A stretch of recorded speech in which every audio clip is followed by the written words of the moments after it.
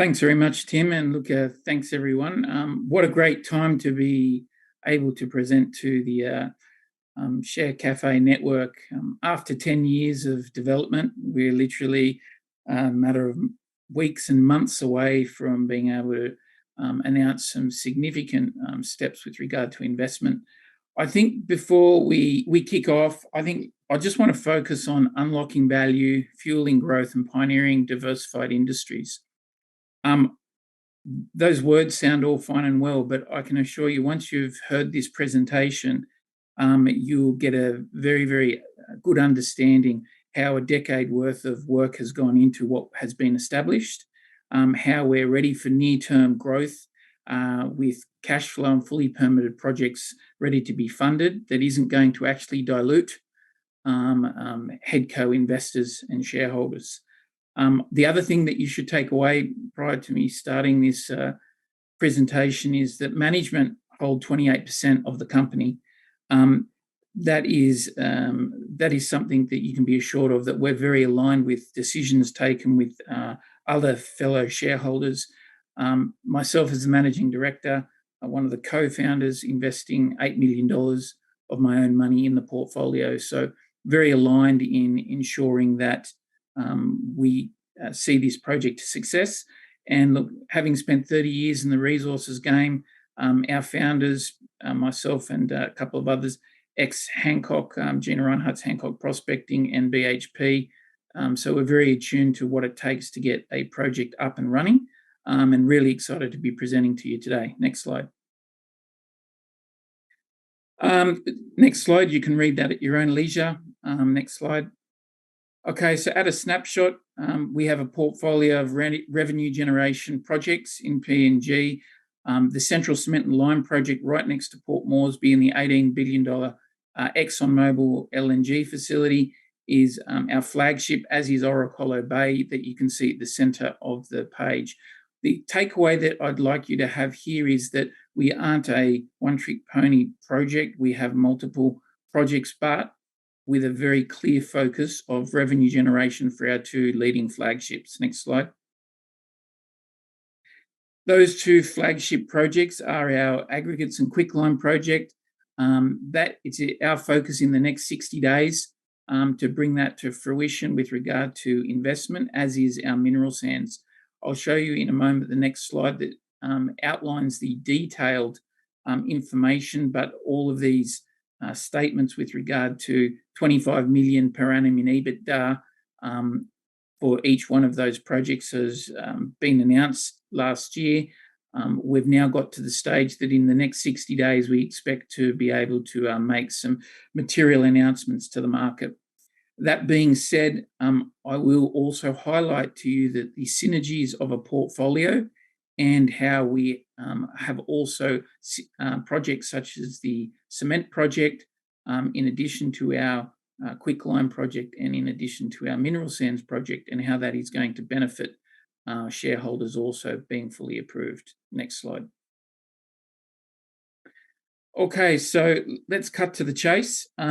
These projects have gone through concept, exploration, pre-fees, permitting and approvals, DFS, ready to go. Target financial investment decision, second half 2023. But let me be clear, these financial investment decisions are being done at the subsidiary levels where we expect to be keeping more than 50% of the economics and not having to go back to Mayur Resources shareholders and saying, we're going to raise equity to build the projects at the head level.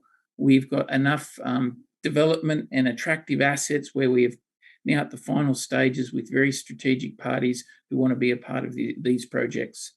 Coupled with that, on the energy front, obviously with any of these projects, we're looking to develop a renewables business with a key focus on carbon so that our own internal emissions can be offset to be net zero where we can't avoid them already with technology through reduction and replacements, but also any surplus being able to be traded in the market, but with a key focus to ensure that the landowners and the PNG government are the major benefactors of those carbon credits being sold. Next slide.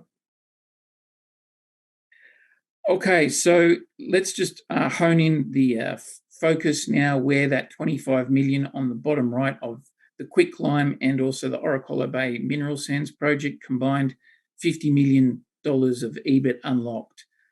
You can see there the location of the first project being the quicklime project is right next to Port Moresby, and Oracola Bay is right on the coast.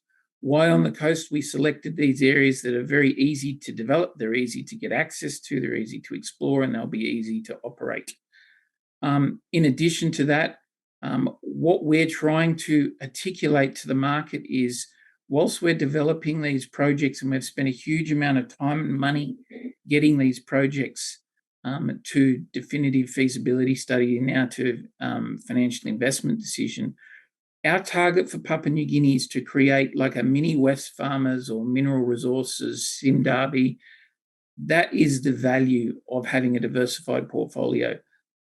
This hasn't been done in haste. We've spent a lot of time taking a long, hard look at how we do this. Next slide. Next slide. So, targeted import displacement was the title. What we have here for our flagship project being the quicklime project, you can see there, we have a special economic zone that is our economic zone that has been granted. That gives us fiscal benefits of being corporate tax free for 10 years. But it also gives us the ability to work with the local landowners who have already signed joint venture agreements with us to develop their land for other industries of downstream processing. So the key critical element here is to understand Papua New Guinea is highly reliant on a huge amount of importation to service their needs. What there is massive opportunity for is raw resources in bulk commodities being utilised, downstream processed, used for local demand by blue chip customers, but also then exported. So it gives a double benefit effect for the Papua New Guinea economy and for the shareholders of Mayur. You can see there that the PNG LNG Exxon Santos facility, where $18 billion is spent, is right next door. It's the best jurisdiction in PNG. And our site also is adjacent to the Total project, where another $14 billion is looking at to be spent with feed already been announced by Total just the other month. So look, if this wasn't a good area in PNG, you wouldn't have the majors doubling down and spending some $30 billion in developing assets in this area. Next slide. So our key focus here with import displacement is that PNG has suffered a fairly stagnant GDP per capita. We see there being a massive opportunity in closing the gap. Very simple dynamic. Every piece of paper they use, salt, lime, cement, iron, it all gets imported and draws foreign currency out of the country when it has all the raw resources it needs to satisfy all of those requirements. And that's where we come in. We're the key pioneers of downstream processing. It has taken time, and these things do take time, but we're at the end of the journey, ready for revenue production and announcing a financial investment decision. Next slide. Next slide. So just diving into a little bit of detail on the projects. The quicklime project is circa 91 million in capex. The equity that we'll be sourcing for that project, we expect to fully fund via our strategic partner, therefore not needing to go back to shareholders to raise that money, which will be a huge benefit whilst we still maintain majority of the economics. As I said, it's fully permitted, mining lease, environmental, in a special economic zone. We're really excited about where quicklime is going to get used in the energy transition, which I'll talk about now. Next slide. So what people may or may not be aware of, but is that quicklime is such a diversified ESG material. It gets used in water treatment, metallurgical processing, in copper, gold, alumina. One of the key things with the EV market and the anticipated growth in EV market is that all the EV materials, nickel, lithium, copper, cobalt, aluminum, rare earths, etc., all of those materials, critical minerals, you will not increase any of those unless you use quicklime. So you need to use large quantities of quicklime, and there's been significant price movement just even in the last 12 months that far exceeds any of our long-term forecasts in where we're expecting the demand to come from. But the key for this project is we are not relying on this future demand. We already have from existing demand things locked down. Next slide. Picture tells 1,000 words. Papua New Guinea and Australia, with both our quicklime and our cement, is coming from Northern Asia. It's a 21-day sail versus a 2 to 7 day sail into Australia. 50% of Australia's cementitious materials is being imported and growing as manufacturing shrinks. Really big opportunity, obviously, for PNG to service their own domestic needs for the first time, being so close to a gas asset that we are, but also servicing Australia's requirements as well and being much, much more competitive with regard to getting to the market versus North Asia. Next slide. So just changing gears a little, talking about our mineral sands project, as I said, on the coast, environmental permit, mining lease, fully granted. We've spent a huge amount of effort on this project, over 2,000 drill holes put in to understand the geology and resource. Go to the next slide. And what you can see there is there's 3 products being produced: a magnetite, a high-grade construction sand, and a zircon concentrate. Using long-term forecasts, you can see there that the project has stellar returns with regard to its NPV, the capex that needs to be deployed, and also the payback. I'd like to highlight here again the strategic investors that we're speaking to look to fully fund this asset without us having to go back to the head company seeking equity support to develop this project whilst maintaining majority of the economics. Next slide. Okay, so I'd like to conclude by saying, look, I know I've raced through that in pretty short order. The key takeaway is we've spent 10 years developing $50 million worth of US dollars of EBITDA opportunity that is near term. We expect to go into construction on both those projects this year, and also with an ability to move that dial with a further 100 million in MPV with the clinker and cement project. That again is also fully permitted and approved, but we'll develop that in a phased basis. Rest assured, if you are investing some of your cash or you're looking for some of your cash to be invested in near-term opportunities with traction, you're co-investing alongside a very experienced management team and management that have real skin and money in the game of a significant nature. Failure is not an option for us. I would suggest that rather than taking my word for it, look at the evolution research that was released last week. Has us at 18 cents with a fair market value of 67 cents with a target of $1.20 once we secure funding for these projects, which will shortly be announced. So I'll leave that for you to review. Thank you very much. Thank you, Paul. That's a big story, particularly in regards to PNG. Can you talk us through how you work with the government? Is there a royalty fee paid back in part of these projects? You touched on the carbon credits. How's the government being supported, so to speak? We've got very good relationships with the PNG government. It's Westminster system. It's based largely off the Australian law. When you have a look at it, look, they've been very, very supportive of downstream processing, hence the permitting and approval of the special economic zone. We are the only and first to get a special economic zone as a private group in downstream processed manufacturing and industrial minerals. This fully fits with their remit, and we're getting all the support we require from the PNG government to see this come into fruition. No government's going to argue that, hey, it's a good idea for all of our roads, bridges, and any sort of infrastructure to have our own access to cement or our own access to quicklime for our own mineral processing.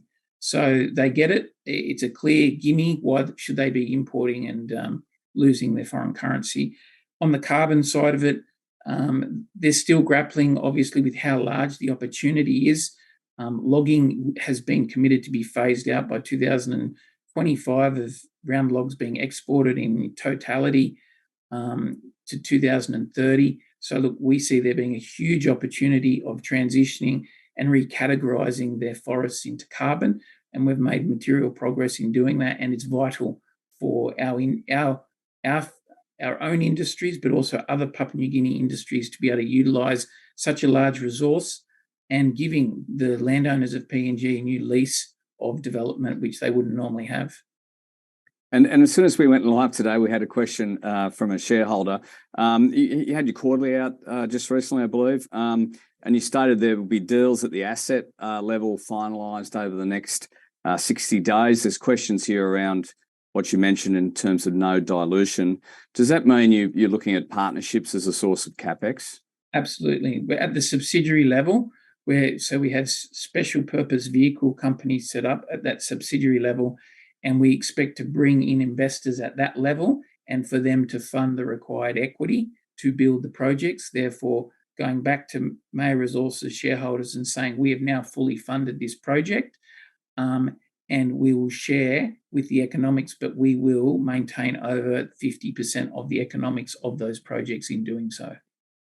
And given the different areas of focus, mineral sands, cement, lime, forestry and new renewables, how do you kind of categorise who you partner with and when?